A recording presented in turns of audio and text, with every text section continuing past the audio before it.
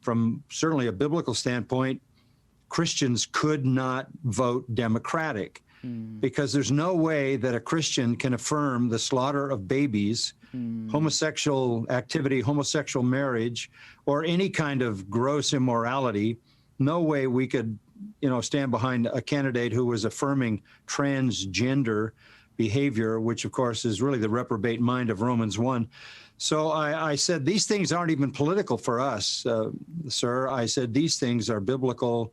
These things are laid down by the Word of God. And we love God. We desire to honor Him, and upholding righteousness in a society is what a church is supposed to do. So I said, any real, true believer is going to be on your side in this election, because it's not just an individual, it's an entire set of policies that Christians cannot in any way affirm.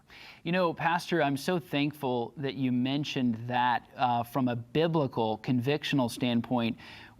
As you know, there are critics within evangelicalism, conservative evangelicalism, who would like to suggest that the Bible has no prescribed political system, the Bible has no prescribed economic order or system of things. How would you respond to that?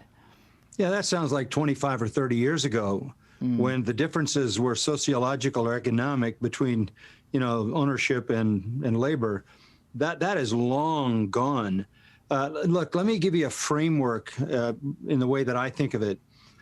We have a world full of fallen people. You have to restrain these fallen people. God knows that. And God basically put into place 4 restraints. The first restraint is individual. It's the law of God written in the heart. Romans 2, it's either accusing or excusing. So God has a mechanism in every human being. It's part of being human that triggers guilt when you do something against the law of God written in the heart. Now, this society has literally assaulted the conscience. This society says you should never think badly of yourself. No matter what you do, you're who you are. This is who you are. You ought to be proud of who you are.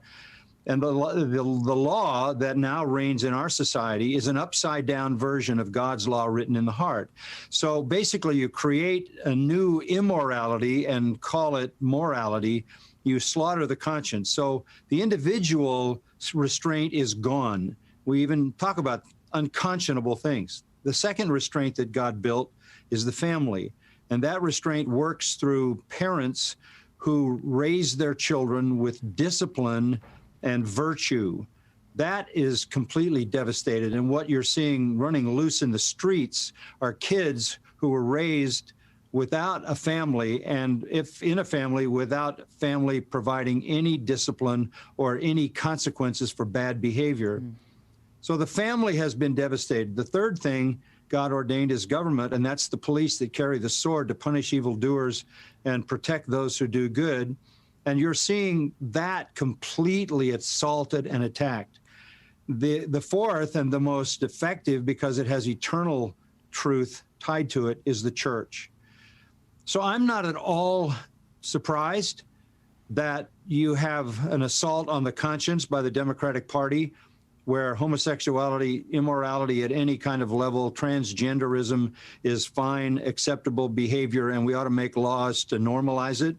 I'm not at all surprised that the family is destroyed through divorce and abortion, which is the destruction of the very reason for marriage. I'm not surprised that they're screaming to defund the police, because that's the next restraint to go. And I was just waiting for when they were going to hit the church. So if that's the Democratic platform, then it is an all-out, massive, comprehensive assault on God.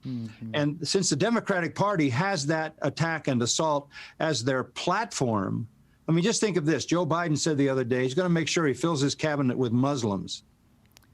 That is as anti-Christian a statement as you could possibly make. That is a blasphemy of the true and living God.